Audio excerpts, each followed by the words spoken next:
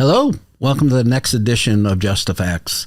Very, very happy to do this one because I have a friend of mine, a friend of the business, and a man with a wealth of knowledge. Rich, I don't know if I can keep pumping you up any higher. They won't believe me, but Mr. Rich Mahon. Welcome to the show, Rich. I appreciate the invite. Glad to be here. It's about time we made it happen. I know. It's been too long.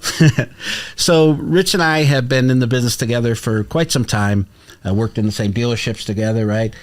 You, in fact, just sold your dealership. You were the proud owner of a Toyota dealership, right? I was blessed to have the opportunity and now blessed to end cursed with what they call retirement in this business. Are you really retired, Rich? Well, they what's that line in Hotel California?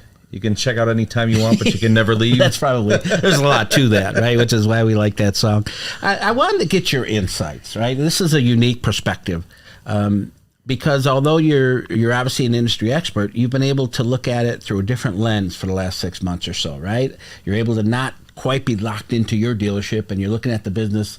I'm sure you see some things you didn't know, and some things you wish you knew, and some things that you're happy to be away from, right? So let me ask you this. Just one or two things. What did you notice all of a sudden that maybe you'd never noticed being locked into your dealer? Because all the dealers get locked into their dealer, right? Yeah, so one of the things, and I think everybody experiences this, is you do, no matter how hard you try not to, but you do operate your business with blinders on. Yeah. You get in your comfort zone, and as much as you try and change with new things and so forth, you still always have your habits, your rituals, whatever you think have made you successful, and you're afraid to really make strong and big changes, for what it might do to the business, what it might do to your culture and your people, etc. But, since leaving the business, I will tell you, now being a consumer, being able to walk into a dealership. Right. I've bought a couple cars since selling the store and being a consumer now, wow, can I see what frustrates the you customer. forget the business, right? You forget what it's like to be a consumer. You really do. You forget. So today, we all survived through COVID. We're here, right? All that stuff. It's definitely changed some things, right? And some things changed for the better. Not everything was bad. Some things changed for the better, and dealers are keeping those things, right? Are there one or two things that you found were a better solution, right? You were kind of maybe forced to do something different. You didn't have a choice in the matter.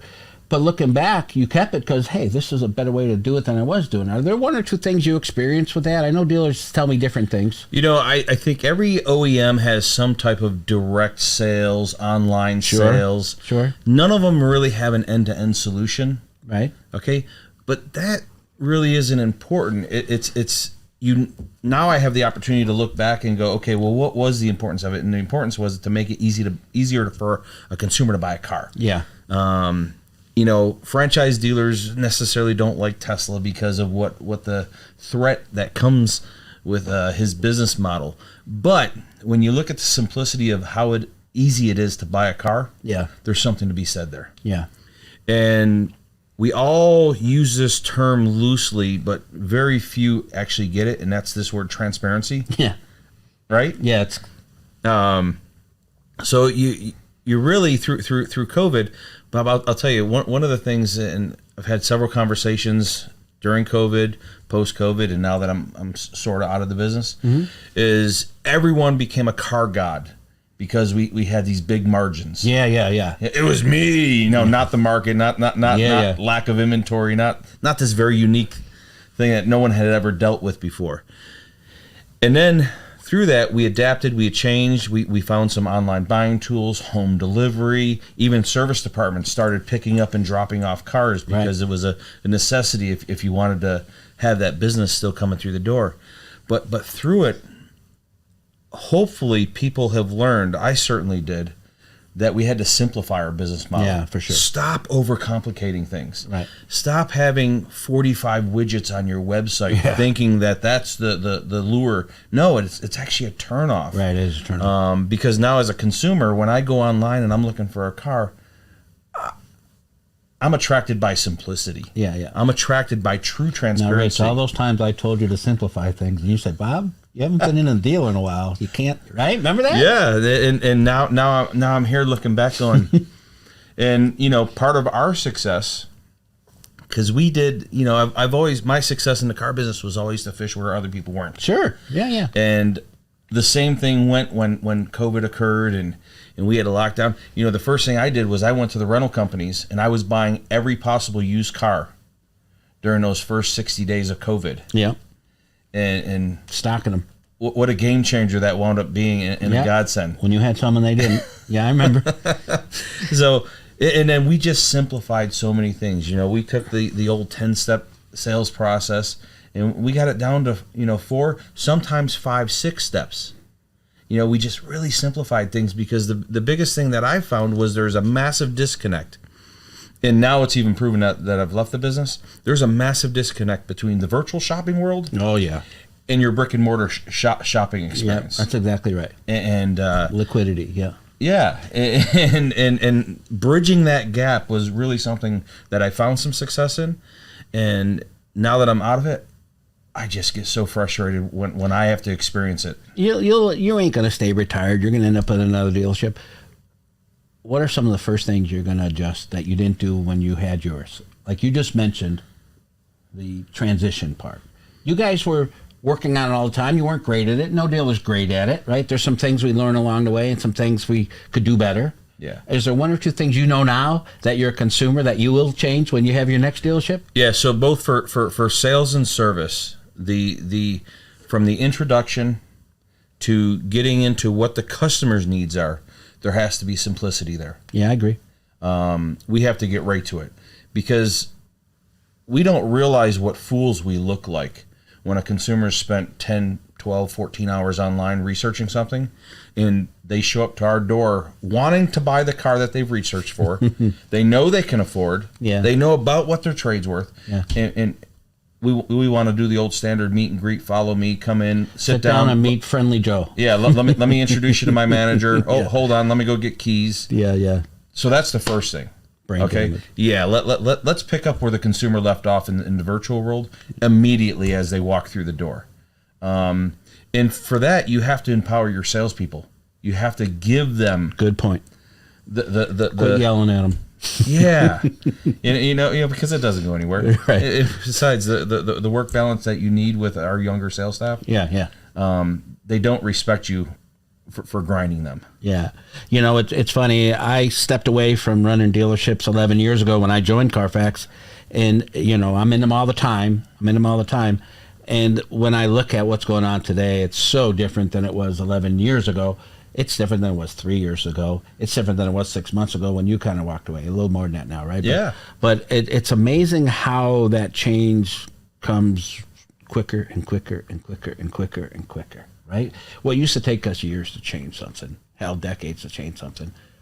Now it might change 6 months from now. It might change 3 months from now, right? One of the things that has become overwhelmingly we try to stay on point, right? I don't run a dealer. We're not in dealers, right? You're not in a dealer anymore, right? But it's important to stay in touch with what's going on because you can quickly be left behind. And one of the things that's overwhelmingly consistent now with the dealers is if you think about the way we sell cars and the information we give the consumer and when we give it to them, right? So the old proverbial Foursquare, consumer came to the dealership to find out what price they could buy it for, to find out what their trade was worth, to find out what their down payment had to be and what their payment was, right? That's how we sold cars for 100 years, right? Get them on one of them and well, we give them all that. That's online now. A consumer can go online, know what a car is. They're all priced to market for the most part. Know what their trade's worth from 10 different places will tell them what their trade's worth. They can pull a credit report. They get them for free now. They can apply for a loan. They can get their rate. They can get their pay. Well, that's all the stuff we used to talk to them about when they showed up at the dealership, right? Well, as a dealer or manager, I'd challenge you to go mystery shop your own store then. Because have your significant other or have a neighbor come in, shop online, and then come in and shop in the store and see if any of those numbers are even in the same ballpark. Right? Yeah. So what did you do there? You just broke the trust that your website built up and got them to come in. You just broke it. Right. So certainly the conversation at the dealerships changed, right? Not that you won't touch on those points, but to your point earlier, you don't start there. Yeah. You don't put them where they've been for 14 hours without you. They will tell you. And they're going to at least have, it may not be exact, but in their mind, they will at least have a realistic expectation of what's going to happen there, right? Now, we know that NADA tells us 9 out of 10 consumers online before they meet us, right? We know they say they spend 14 hours doing the research, right? But that sounds like a 90% customer. We still close at 35. Yeah, so what that math always told me was if your customer was visiting 1.2, 1.3 dealerships now, yeah, and you're still closing at 35%, it means your in-store sales process is broken because you sent the other 65% yep. to that 0.3 dealer. And remember that all those percent are based on the buyer, not the shopper. Right, those are buyers. Those are buyers. Yeah, those aren't people that went elsewhere and couldn't get financed or were upside down. Yeah. Those are the buyers. Yeah. So it's a staggering number, and you really have to look in the mirror and really do a self-check there and go, okay, what's my customer experience like? Am I truly transparent? Am I holding my staff accountable to do it? And there's a lot of things that go in there, into that. And I think one of the biggest things is culture. Yep. And consumers want some other information that maybe they didn't want 10, 15 years ago or even 2 years ago. Right. Especially on used cars, there's some other information they want now to kind of satisfy that the mystical unknowns about a used car. While I have the time, I want to get your input on 2 points. The first point is that dealers are telling us now what consumers are asking about the used car exchange, because obviously you gave them everything they used to ask you when they got to the dealership. So now they're calling it future costs. We're just kind of running with that name because that seems to be the consistent one. Dealers are cost, but they say that consumers are asking, where'd you get the car, right? Like, who owned it? Was it taken care of? What'd you find wrong? What did you, are you hearing that from your cohort? We are, and this is going back pre-COVID. One of the things I started doing, because I realized this, and again, going back to that magical word transparency, is I would put on the dashboard of every car an envelope that, not to give you a plug, but it included the Carfax. Yeah. But it also gave my inspection report. You're allowed to give us a plug, by the way. We don't mind. But it gave us our inspection report. And on that inspection report, I made sure 2 things were illustrated to the customer. Everything we did, and also everything we didn't do. Smart move. And what it fed into was why we had the car priced the way it did. Exactly right. And, it's simple to go to a client and say, Mr. Customer, we can recondition this car all the way back to brand new. What's it going to do to the price? Right. You'll be buying a new car. Right. No, that's valid. And they understand that. Yeah, they absolutely understand that. And if you try and shuck jive or hide from that, well then you're lying to them, and you've lost that trust that was built. And they can feel that. So that transparency of putting out there what you did, what you didn't do, make available what you didn't do at a reasonable price, to where if they opt in and elect to have it done, then they can buy the car with more confidence. Sure. Because that future cost scares a lot of them, because they are working with a limited budget. Sure. They and do. You pushed them. Yeah, you pushed them, and they live on check to check. You just bumped them $50 a month, right? So now a set of $800 tires matters. Right, sure it does. It does to you too, now that you're a consumer, doesn't it? No, it does. It does. Before you're like, just put a set of tires on. And now you're like, hey, wait. Yeah, a couple $100 worth of filters, or the 45,000 mile service. It matters. What's funny is, as you know, we do a lot of work with the manufacturers. We're part of all the certified pre-owned programs, right? And some of the manufacturers, their inspection process is kind of stringent on tires, right? So a lot of the dealers weren't doing the CPO because they didn't want to spend the $800 on tires, the proverbial $800 on tires, right? So I asked him, I said, you do realize that that's what the customer's asking for anyway. So use that as an offensive play. Say, we just put brand new tire. You don't need tires for $50,000, right? Is that not? Well, here's one for you, Bob. How many times, would you stand in the lane at the auction and pay $1,000 more for a car that had brand new sneakers on it? Exactly right. So why wouldn't you do it on your lot? No, that's exactly right. Right? Yeah, no excuse cars, right? That's what we call it. The second thing I wanted to ask you, I want to get your take on this. At the height of COVID, when it was at its worst, right? Dealers, some states couldn't be open. Some places it was illegal to be outside. If you did, you damn near had to wear a hazmat suit. You know, all the fears they put in our head about what's going on in the world and all those things. Total online sale, 100% transactional, topped out at 15%.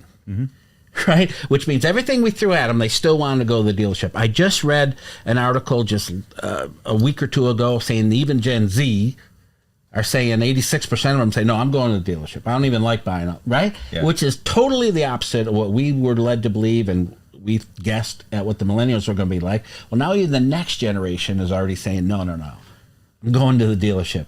What does that speak to, right? There's so much there. I think we were being gaslighted a little bit on where the digital arena was going, and we lost touch that, automobiles have always, in America, have always been an extension of one's personality. It's a big deal. It's a big deal. How you show up to your work, your family function, church, whatever, how you're viewed, it's a big deal, is via that extension, and that's that vehicle. So people still want to feel, touch, smell. Yeah. They want to be, that car becomes part of them. And so coming to the showroom, driving the car is still a thing. Feel the wheel. Yeah. It's funny, in the business, we go, just talk them into the gray. I don't have black. Grays. But when you're buying, you go, no. I want a black one. I don't want a gray one. Right? It's all that comes back. You're seeing that now. Yeah. You're seeing that now, right? We always try to keep these to a timely fashion. No one likes a podcast that lasts an hour, right? Normally, we give our guests the ability to do a little plug for their business, right? I'm going to ask you to do something a little different, okay? Would you just, for the last 1 or 2 minutes of the program, give our dealerships listening a little hope? Is there 1 or 2 things that you can share with them that's a brighter thing? They get, you're a dealer, you get downtrodden every day. Something blows up every day. You're constantly on that side of the fence, and you're just trying to survive sometimes. Now that you're breathing a little easier, right? You got the load off your shoulders. Would you give them 1 or 2 points that you can think of that might help them? Yeah, I would tell you, first and foremost, the most important aspect of your business, it isn't the inventory, it's not the brick and mortar that you're surrounded, it's your people. It's your people. Surround them, love them, give them the tools they need, and lead them to, and help them be successful. Yep. Because ultimately they're going to make you successful. This industry I see will continue to change. We have EVs coming, which is going to have effects on service departments and all that. But the customer, the experience, and the relationship, that's everything. If you have that relationship, as we found through COVID, it'll mean everything. So I think if the dealers are out there, invest in their people and invest in retaining the customers they already have. Okay? And there's no really magic. Just have some sincerity when you approach those 2 things. Yeah, I'm glad you said those, because they are your front line. Like they're the one talking consumer. You may never know that consumer existed, but they do. Right, so you're exactly right. Right frame of mind. You can walk in a dealership and know it feels funky. Right? Yeah, if there's one thing you're going to overtrain, overinvest, and overpay possible wages, bonuses, whatever how you want to categorize it, I'd say probably it's your BDC. Okay, very nice. That's your true front line, right? That is your true front line. That's the first voice most people hear when they call, and by God, you got to be stacked up and ready to go to impress people there. You can see a smile in a phone call, can't you? Absolutely.